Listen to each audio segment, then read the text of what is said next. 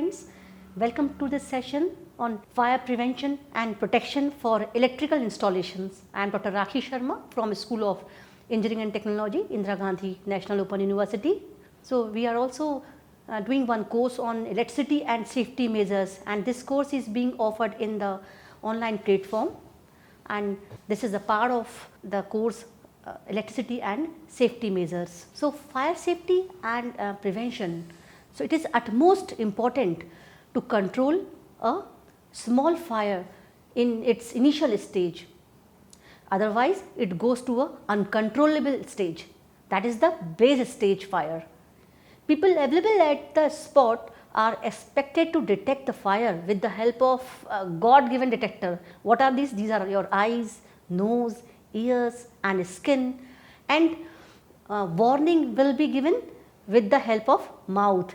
But in this stage, immediate attack is very important, and it can only be done by training and skills in the firefighting. So once the fire goes beyond the stage of control, only fire brigade can control the fire. We can only assist the fire brigade in bringing the fire under control. In order to carry out various jobs involved in firefighting cycle, there must be a group of the trained people available in the form of firefighting squad. So the basic reason for any fire accidents is ignorance. Yes, this is the basic factor, is ignorance. Whenever this kind of accident happens, a large percentage of the fire accidents due to the electrical faults, and in fact are due to uses of substandard materials, non-standard wiring, improper maintenance, loose connections and overloading, and keeping combustible material underneath the main switches or very close to the equipment emanating heat, so which may catch fire. So the fire spreads because of the heat transfer. How does it spread? Because of the heat transfer. So when a particular department or zone is on the fire, and when the fire is in the blaze stage, the adjacent areas can be saved. How? By closing all the possible doors and windows, removing flammable materials, and also by continuous cooling of surrounding areas. So heat transfer can be prevented by this method, and the fire can be kept under control. What are the learning objectives of this session?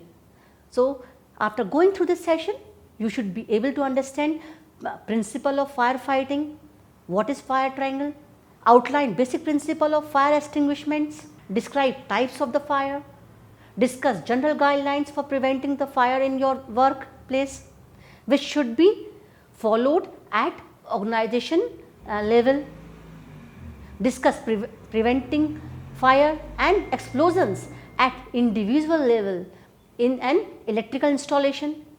You will come to know how to use the fire extinguisher.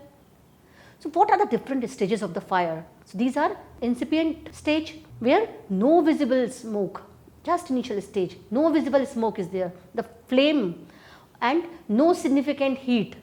So in that case, this is the fire is just the starting stage, the incipient stage. And second is the smoldering stage. Smoldering stage, in this stage the combustion increases and develops some smoke, still no flame and heat also. Then it comes the flame stage. Fire develops further, ignition occurs and flame starts. Again the stage is heat stage. Large amount of the heat, flame, smoke and toxic gases produced in this stage. So on scene fire, what to do? The fire, you can just see here, FIRE. First inform, rescue, then extinguish. So on seeing fire, cry, fire, thus giving an alarm to all. Panic should not be caused. In the firefighting equipment, if it is available, it can be used to extinguish fire without panic. Nearby combustible material should be removed. Fire service may be informed if necessary. When the fire service personnel arrive, the job should be left to them without causing any hindrance. Remember, if electricity is involved, switch off the supply and confirm it. The liquid type extinguishers should not be used unless the electricity is cut off and isolated. All personnel in that areas should be evicted safely. So what is fire triangle? This is very good to understand this when you are studying this topic. The fire is a chemical reaction which is called combustion. Oxidation resulting in release of heat and light. In the combustion usually this happens. Oxidation which is result the heat and light. So that means we have to stop the process of the combustion. So to initiate and maintain this chemical reaction, now what things are essential? We should know this thing. What is essential for the combustion? This is the fuel, then oxygen, heat. The fuel is what? Combustible substances. This may be the solid, liquid, in the gas state. So then oxygen, usually air which contains approximately 20.7% oxygen, 79% nitrogen and 0.3% carbon dioxide. Then heat, any chemical reaction, this also require the heat. It varies from materials to materials. So eliminate one of the three factors that cause fire. If we eliminate this, we can prevent the fire. Just break the fire triangle. The three factors makes the triangle. So by just eliminating one or more than one element, these factors, we can prevent from the fire. So heat, how can we prevent it?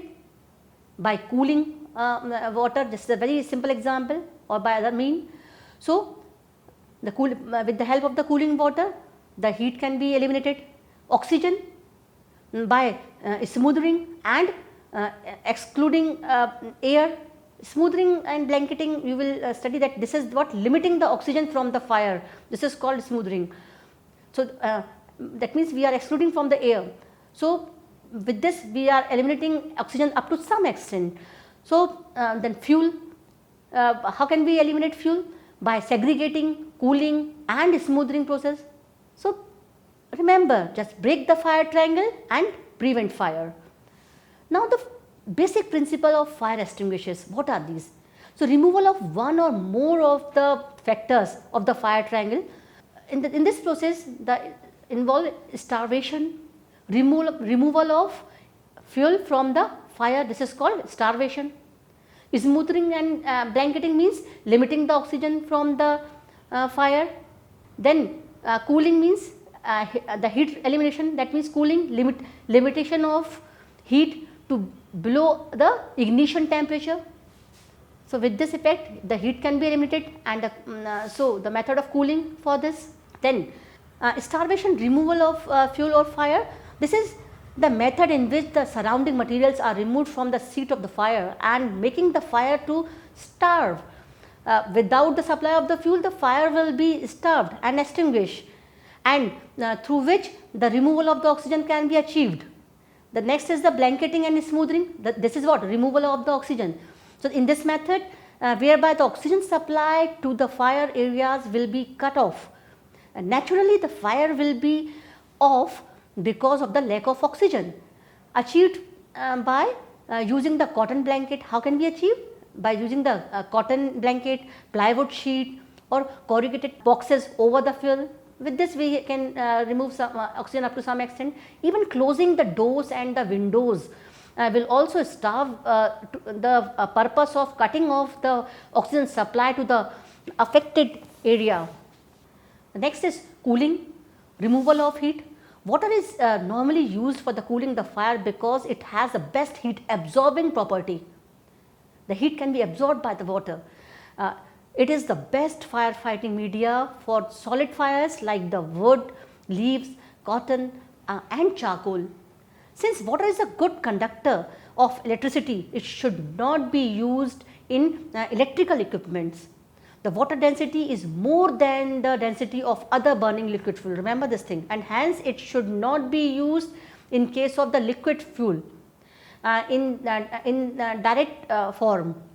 So there are different classes of the fire. So the types of the fire, which is defined by the class of the fire. This is Class A, Class B, Class C, Class D, and then electrical fire. Under the Class A, the wood, paper cloth, trash, plastic, solid combustible materials which are not metal. These solid combustible material comes under the Class A type. Then Class B type, this is what? Flammable liquids. This comes under the Class B, such as the gasoline, oil, grease, acetone, and non-metal of in a liquid stage. And the Class C is what? Flammable gasoline, such as the propane, butane, acetylene, even LPG. So this comes under the Class C fire. Then Class D. Class D is the metal fire. The metal like the potassium, sodium, aluminum, magnesium. Now one more is the electrical fire, which is generally not classified, but formally we can say it is under the Class E in the, as in the European standard, or we can say that it is not classified in the European standard, but it formally it comes under the Class E. In the US system it comes under Class C. We can see here. So you should remember the Class A, Class B, Class C fires. The Class A because of the solid, Class B because of the liquid, and Class C because of the flammable gasoline. So class letters are often assigned to the different types of the fire, but these differ between the territories. Like in the European standards will be different, US will be different, in Australia it will be different. So in general, I am giving some picture about this, that in the under the Class A, the solid combustible materials like the wood, paper, fabric, then fuse, it comes under the Class A fire, under the European and the US standards also. So most, how can we suppress this kind of fire? The most suppression technique are or a most effective agent generally water in this case. Then the flammable liquid which comes under the Class B, preventing chemical, how can we suppress this? So by preventing the chemical chain reaction, such as the dry chemical is used for this, or halon is used for this, or dry chemical is used for this. Then flammable gas is the substance, then it comes under the Class C fire under the European standard, and in India also the flammable gas comes under the Class C.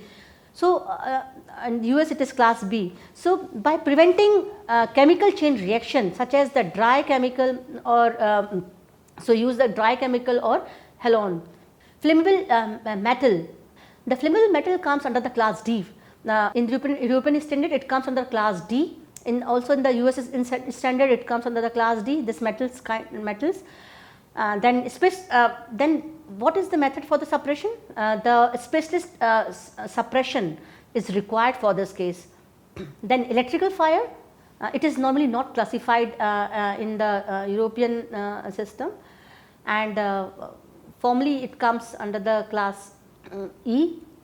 So the cooking oil and the fats, this comes under the Class F.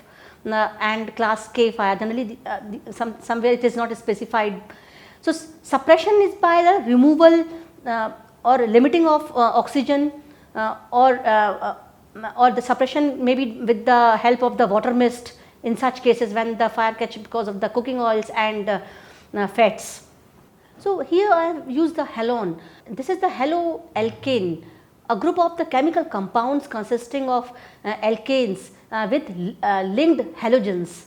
For example, the halomethane fire extinguisher system, many including the chlorofluorocarbons, have attracted wide attention because they become active when exposed to ultraviolet light found at high altitudes, and destroy the earth protective ozone layer. You know, this is like the chlorofluorocarbon, which is dangerous for the ozone layer. So generally this is avoided. So fire whose fuel is the flammable or combustible liquid or gas, the US system designate all such fires in Class B. In European Australian system, the flammable liquids are comes under the Class B, having flash point less than 100 degrees centigrade, while the burning gases are separately designated under the Class C fire. So a solid stream of the water should never be used to extinguish this type, because it can cause the fuel to scatter, spreading the flame. The most effective way to extinguish a liquid or the gas fueled fire is by inhibiting the chemical chain reaction of the fire, which is done by drying chemical, or and halon is also used extinguishing as a extinguishing agent.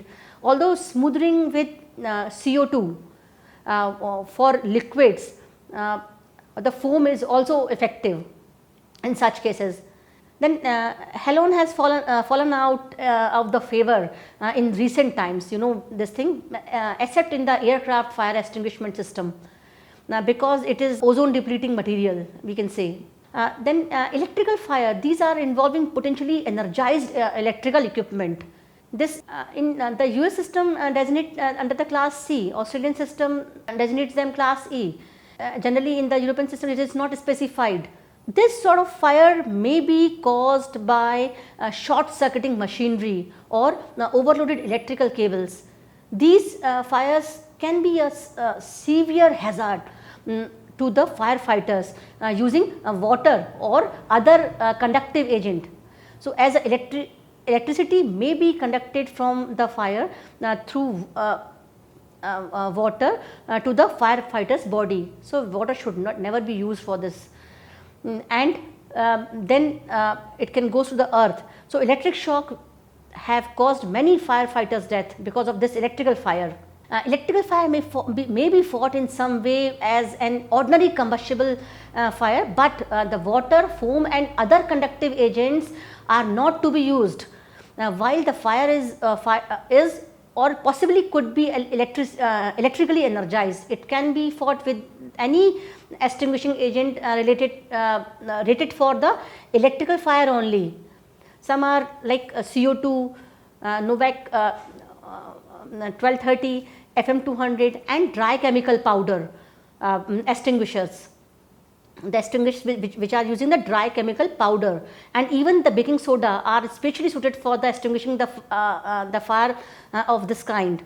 Friends, in Europe electrical fire are no longer recognized as a separate class of the fire, as electricity itself cannot burn.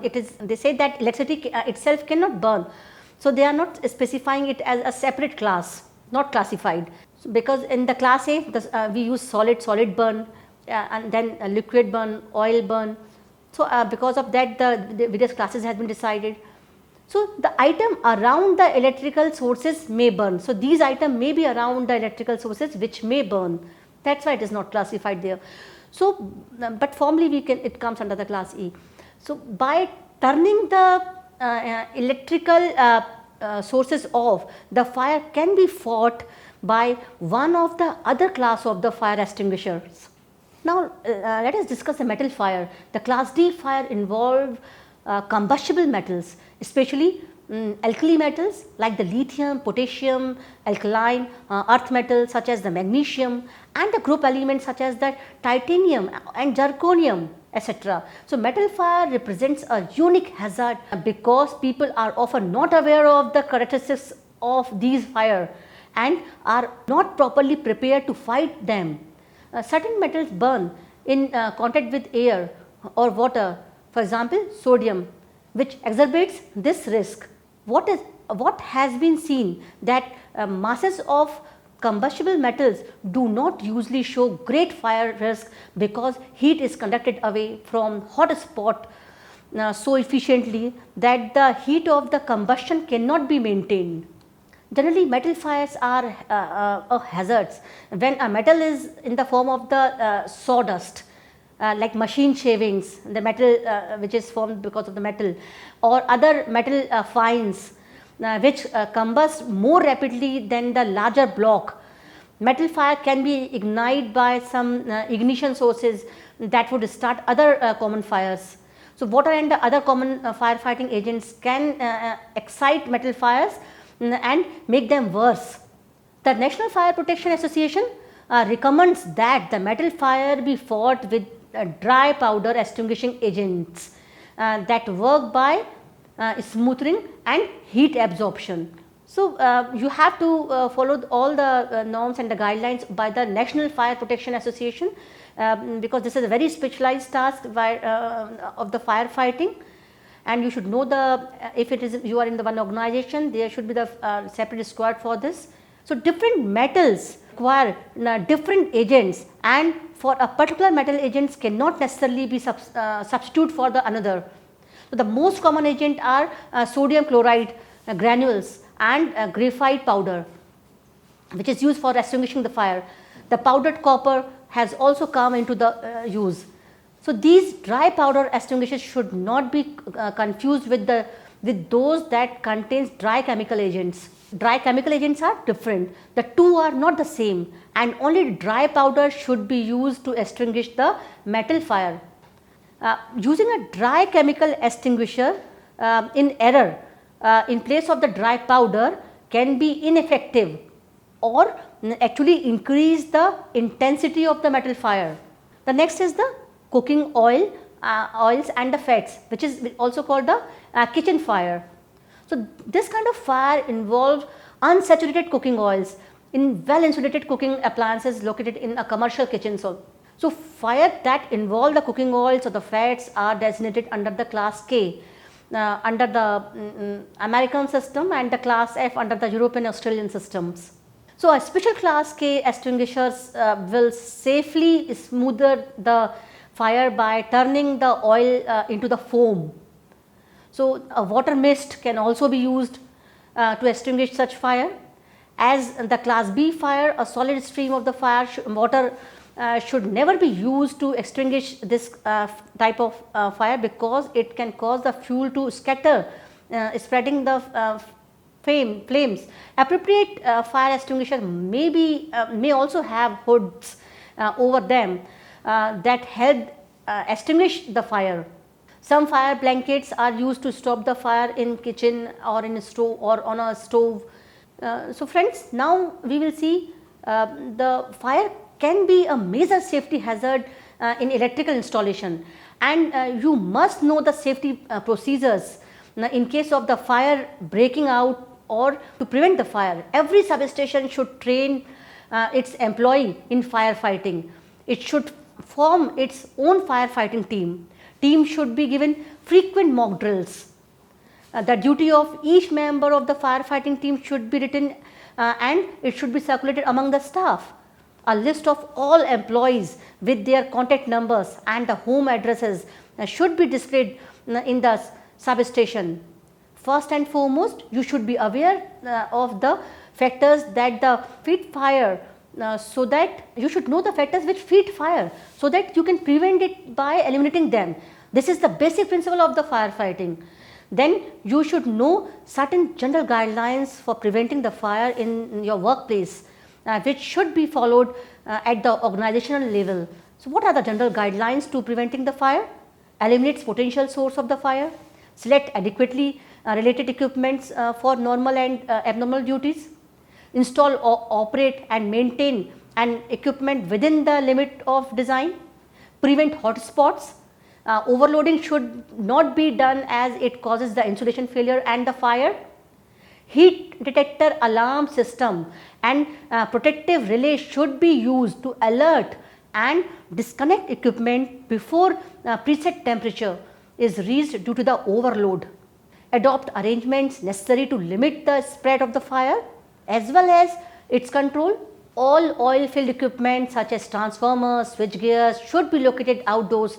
Indoor transformers and the switch gear should be dry type, because they make because oil filled transformer can catch fire. In substations, switch gears and transformers should be kept in a separate area. Auxiliary room, battery room and the control room should be separate and located away from the main power equipment. 2 exits should be provided in the rooms where the operating personnel work. It is a statutory requirements that the companies and consumers switch gears should be separated by fireproof wall. So we may use the fireproof wall in the substation. So preventing the fire and explosion at the individual level.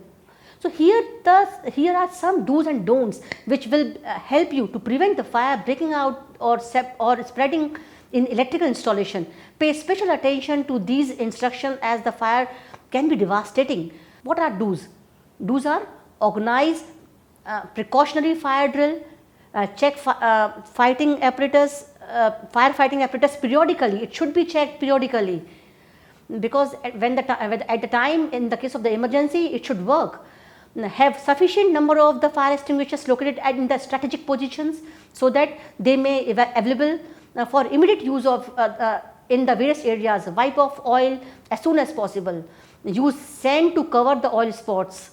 Keep flammable material only in special containers and fireproof rooms. Keep flammable liquids in safety cans. Identify them by labels. Varnish, paints, liquors, thinners are highly inflammable and should be stored away from the open flames or possible sources of the ignition. Matches and the open flame should not be where the varnish, paint or liquor is being applied with the spray gun. Disconnect the supply immediately in case of the fire near the electrical apparatus. Make sure when using the water hose that the jet of the water does not come in contact with the live apparatus. Be sure that the personnel are familiar with the location and the proper use of the fire extinguishers in their area. The person should know how to use the extinguisher and the proper use of the extinguisher, or the kind of the fire. Do not allow waste paper, rags, other combustible material to accumulate. Do not allow open flames, smoking in all the areas where the inflammable liquids and the gases are stored or being used. Such areas should be posted with appropriate warning signs. No employee should smoke or use matches or open flames on the customer's premise unless it is positively known that such action does not conflict with the customer's rule. So, do not use the fire extinguishers or electrical equipment unless they are clearly marked as suitable for that purpose. Use sand blanket instead, because if you do not know, it will not work. Do not throw water on the live electrical equipment. It is dangerous to you. You may need to use the fire extinguishers when the fire breaks out. In order to able to use the various classes of the fire extinguishers, you should know about the different kinds of the fire that is categorized according to the materials that are on fire. So, what are these fire extinguishers? The various kinds of fire extinguishers are available. The portable fire extinguishers meet a variety of the fire ratings and the fire extinguishers material. The fire extinguishers available in a wide range of capacities meet stringent requirement of Bureau of Indian Standards in India, like IS 15683, IS 2878, 10658, IS 13386, etc. So, various standards are there, and these extinguishers should they should comply with all these standards. So, how to use the extinguisher? Just remember PAAS, pass. P means pull the pin. Pull the pin at the top of the extinguisher. Then what you have to do? Aim the nozzle low. Aim the nozzle or the outlet towards the base of the fire, and then release the hose and point. Some hose assemblies are clipped to the body of the extinguishers. You can see the picture here. You need to aim the nozzle low towards the base of the fire. So, we will try to show some video films on how to use fire extinguishers in our video conferencing sessions. Here you can also see the YouTubes if these are available with you. Then pass, PA, then S. S means squeeze the handle lever. What you have to do, squeeze the handle lever to release the extinguishing agent. So, in some cases walls are present in case of this handle, and before approaching the fire, try a short burst. Then sweep from side to side at the base of the fire until it is out. After the fire is out, watch for smoldering hot spots and possible refresh, put off the fire completely. So sweep side to side. So fire blankets, extinguishers and emulsifiers are the means of the fire for fighting the fire in power electrical installations. Fire buckets are the generally you can see the 9-liter buckets capacity, and they're filled with the sand. These are painted with the white from the inside and the post office red color from the outside with FIRE written on it. Some fire extinguishers are shown. Of course, you and your workforce should know how to use the fire extinguishers. So friends, with this we are closing this sessions. We have seen we have discussed about the firefighting fire triangles and the basic principle of the fire extinguishments, types of the fire, general guidelines for preventing the fire in your workplace which should follow at organization level, preventing the fire and explosion at individual level in the electrical installation. So with this I just wish you and happy learning. Thank you.